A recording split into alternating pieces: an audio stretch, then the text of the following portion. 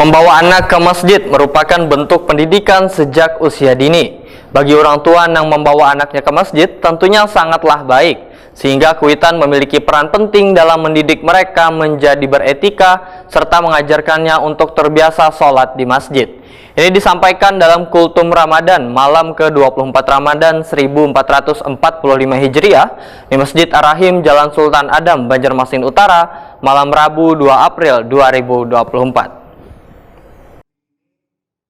Membawa anak ke masjid merupakan bentuk pendidikan sejak usia dini, maka masjid pun menjadi ramai, bahkan wayah mereka sudah menjadi dewasa, sudah merasa akrab dengan rumah Allah Subhanahu wa Ta'ala. Bagi orang tua yang membawa anaknya ke masjid tentunya sangatlah baik, selain akan menjaga kemakmuran masjid juga menjaga generasi nang silih berganti.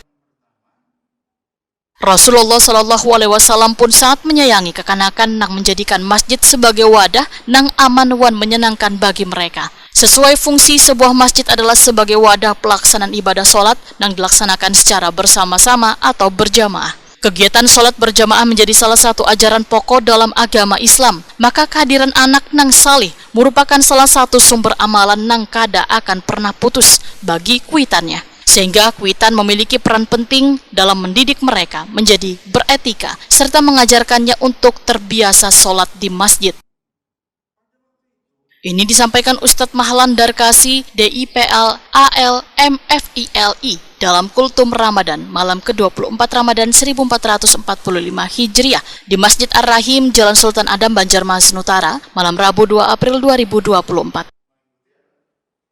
Namun ada beberapa orang, ujar Ustadz Mahlan Darkasi, nang kada diwajibkan untuk sholat, diantaranya orang nang kehilangan akal pikiran. Apabila belum akil balik, kita ajari dulu salat, dia tidak diwajibkan salat karena belum sempurna akal. Yang kedua, ada orang gila permanen, majnun. Lah takrabun, orang gila tidak wajib salat karena terganggu akal pikiran.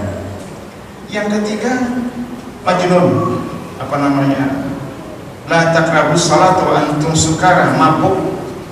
Badan sehat, orangnya segar bugar tapi mabuk. Yang ketiga, mabuk karena terganggu akal pikiran, tidak wajib salat.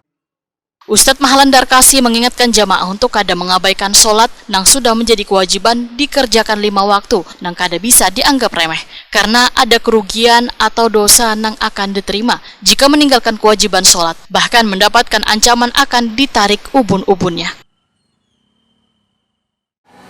Kata Ismail al-Berdisbah al-Bukhari, andai kata anak saya meninggal, niscaya akan berbondong-bondong orang mendatangi, mensalatkan, ikut mensalatkan. Tapi kenapa? Andai kata saya tidak ikut salat berjamaah, padahal itu musibah yang lebih besar. Kenapa tidak ada orang yang mendatangi saya? Kenapa Anda tidak bisa salat? Nah, jadi berkaitan dengan isi kepala. Hadirin, itulah bahwa siapapun orangnya apabila mengabaikan ibadah salat, apabila menghalangi orang salat, niscaya akan ditarik ubun-ubunnya. Apakah ancaman itu akan berakhir setelah terbukti pada satu orang saja? Ternyata tidak. Sepanjang keterpeliharaan Al-Quran, sepanjang kebenaran Al-Quran, niscaya akan berlaku. Barang siapa yang menghalangi salat atau tidak salat, kami tarik ubun-ubunnya.